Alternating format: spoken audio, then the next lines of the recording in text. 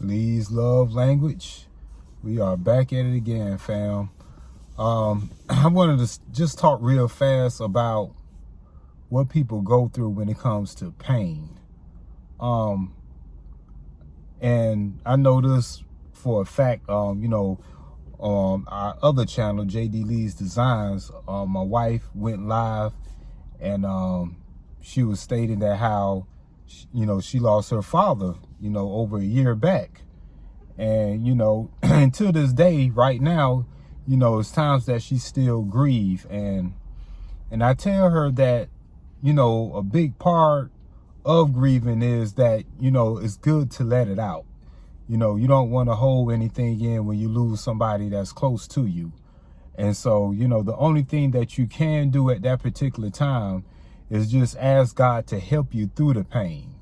It get better day by day, but it's going to be sometimes some days that you may grieve, you may cry, you may feel that sometimes that why, or you lost, or you're trying to figure out it was something you could have done differently for that person to live longer. And a lot of times it's out of our control what takes place when losing a loved one. And so at the same time, you just got to you have to let go of those emotions in a positive way, by meaning that it's good that you cry. That's why God given us tears for a reason. One person told me that crying cleanses the soul.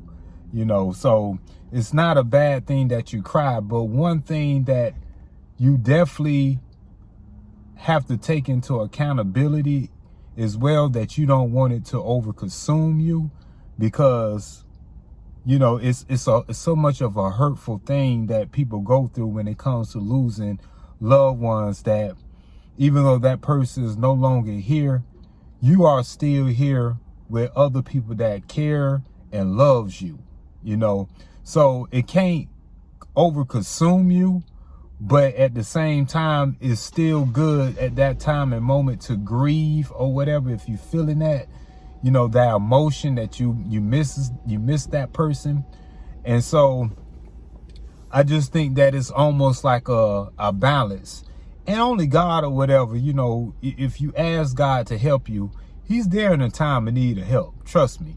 Because there's times my wife, she's good. She's, everything is all right. And then maybe some weeks later or whatever, she may, have a moment. She may think about, something that her and her father used to do, or where they was at. We may pass something, what they was doing. It's memories.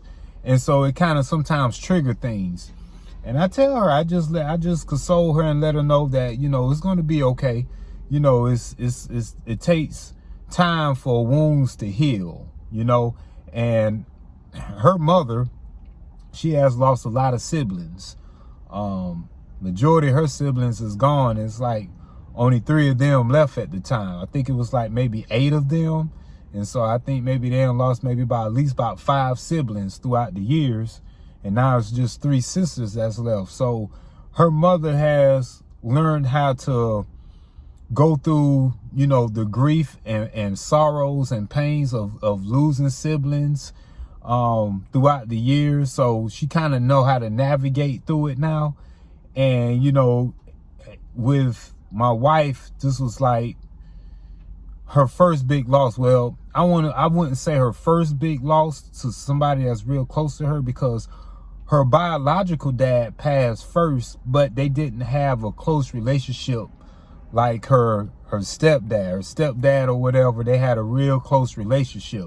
So I always tell people that just because somebody is your whether they're your relative, brother, sister, mother, or father, if y'all never have established a close relationship with one another throughout the years, then y'all don't know each other.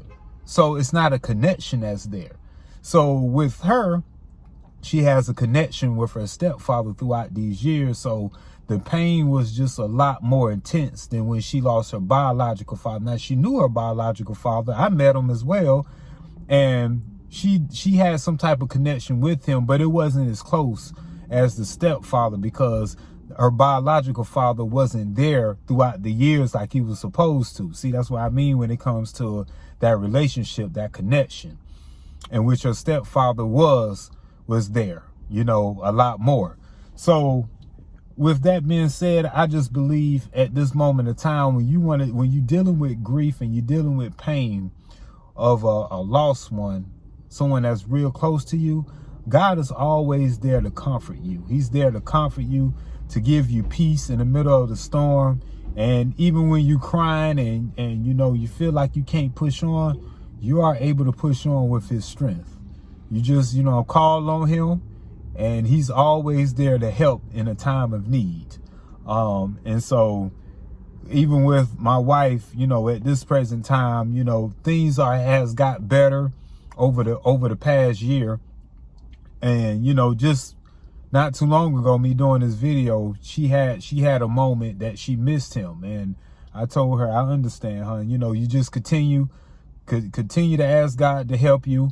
I'm here to encourage you, to let you know that it's okay. And it's good that you have people around you to encourage you as well. You know, that makes a difference too. So, you know, you just want to always remember that sometimes when you're dealing with that grief and you're dealing with that pain, it's always good to have people in your corner or whatever as a family to help you, to let you know, we're going to get through this situation together. You know, you're not alone, you know, and you're definitely not alone because God is always with you at all times.